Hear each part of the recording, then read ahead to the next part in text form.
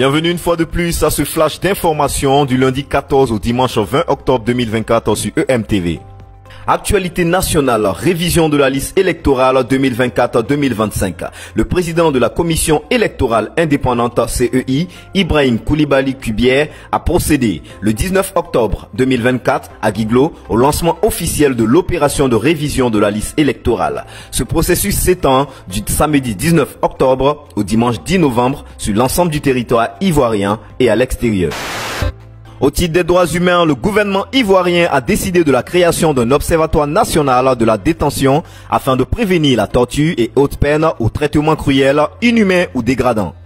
Cette annonce a été faite par le porte-parole du gouvernement Amadou Koulibaly lors du compte-rendu du Conseil des ministres qui s'est tenu le mercredi 16 octobre au palais de la présidence de la République.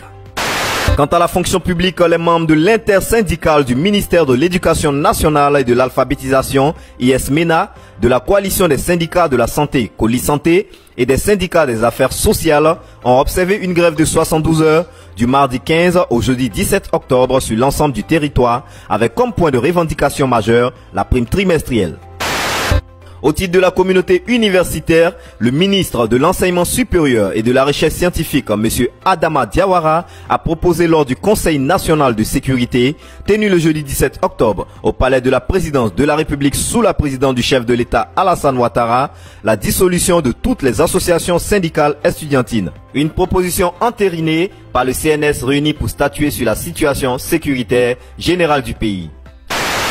Dans la région du Tonkpi, les femmes du canton Calais dans le département de Danané étaient en fête le samedi 19 octobre 2024. C'était à l'occasion de la célébration de la journée des femmes du dit canton, au cours de laquelle Madame Edwige Dieti, présidente de la Fondation KED, a offert de nombreux présents aux femmes venues massivement célébrer cette journée qui leur était dédiée.